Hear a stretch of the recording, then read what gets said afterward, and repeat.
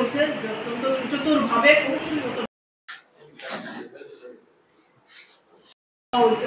আপনার পূজা পুলিশের কাছে হয়েছে আপনার পূজা সময় অফিসিয়ালি তো আমার জানানো হয়েছে।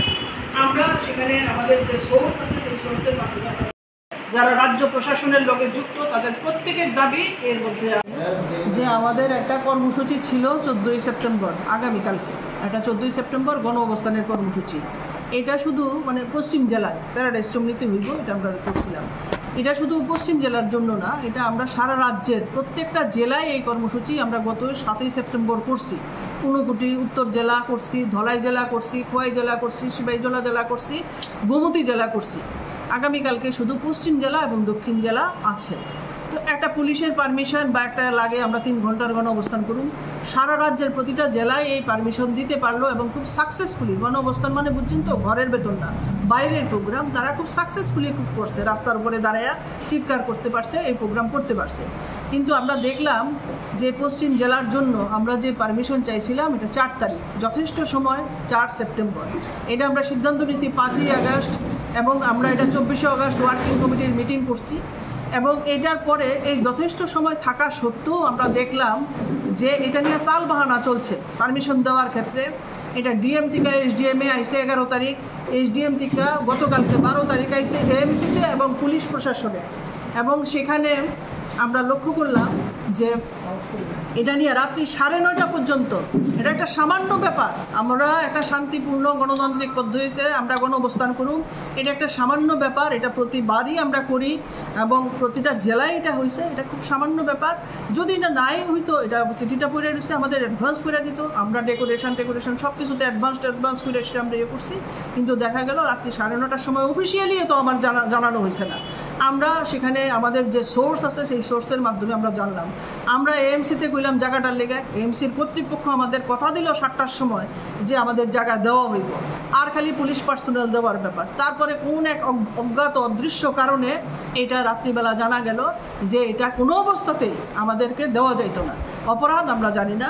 আমাদের এই দাবিগুলির মধ্যে যারা রাজ্য প্রশাসনের লগে যুক্ত তাদের প্রত্যেকের দাবি এর মধ্যে আছে।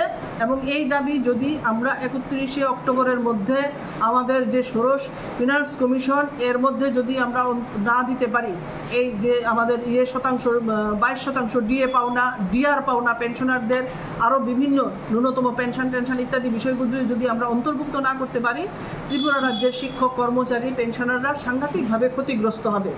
এই দৃষ্টিকোণ থেকেই আমরা আমাদের যে কর্মসূচি সেগুলি আমরা করতাম। তো এই ক্ষেত্রে আমাদের মনে হয়েছে যে অত্যন্ত সুচতুরভাবে কৌশলীগতভাবে সরাসরি মোকাবেলা না করতে পাইরা আমাদের কর্মসূচিকে সেখানে বাধা দেওয়া হইল। তো এটা আপাতত আমরা এখন যেহেতু আমাদেরকে এটা দেওয়া হয়েছে আফটার পূজা, পুলিশের এখান থেকে লেখা হয়েছে আফটার পূজা, যেটা এএমসির থেকে দেওয়া হয়েছে সেটা কোনো কারণ ছাড়াই এটা আপাতত এটা বাদ রাখনের লেগে কইছে। তো আমরা সেই দিকে ক্লেশে গেলাম না, কিন্তু আমরা আপাতত স্থগিত রাখলেও আমরা দেখছি যে অতীতের অভিজ্ঞতা গত 29শে আগস্ট আমাদের একটা কর্মসূচি ছিল, সর্বভারতীয় কর্মসূচি।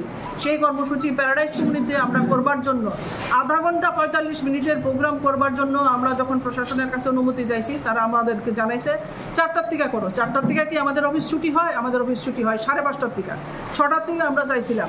তো এইরকম তারা করতেছে। এর আগে 9ই জুলাই যে আমাদের দেশব্যাপী ধর্মঘট, এই ধর্মঘটের সমর্থনে সারা দেশের কোথাও কোনো জায়গায় কর্মসূচি করতে কোনো বাধা এই কেন্দ্রীয় সরকার দিছে না। কিন্তু ত্রিপুরা রাজ্য সরকার দেখলাম আমাদের 7ই জুলাই মিছিলের ক্ষেত্রে সেখানে বাধা দিল। তো একটার পর একটা দেখা যাইতেছে যে আমাদের কর্মসূচি করার ক্ষেত্রে সেখানে বাধা দিতেছে। অথচ দেখা যাইতেছে যে বিভিন্ন ধরনের সরকারি কর্মসূচি, সরকারের যে দল সেখানে ক্ষমতায় আছে তাদের দলীয় কর্মসূচি, সব ক্ষেত্রে তারা সমস্ত সম্মেলন, বাইরের সম্মেলন, ভিতরের সম্মেলন, সমস্ত কর্মসূচির ক্ষেত্রে তারা অবাধভাবে সেখানে অনুমোদন দিয়ে দিতেছে। শুধুমাত্র ত্রিপুরা রাজ্যের ঐতিহ্যবাহী 12টা সংগঠনের যুক্ত মঞ্চ, Tripura employees coordination committee HB road, Tripura কর্মচারী সমন্বয় কমিটি এইচবি রোডের ক্ষেত্রে এই বাধা পদে পদে আইতাছে কেন? এই প্রশ্ন আমাদের থেকে সরকারের কাছে রইল।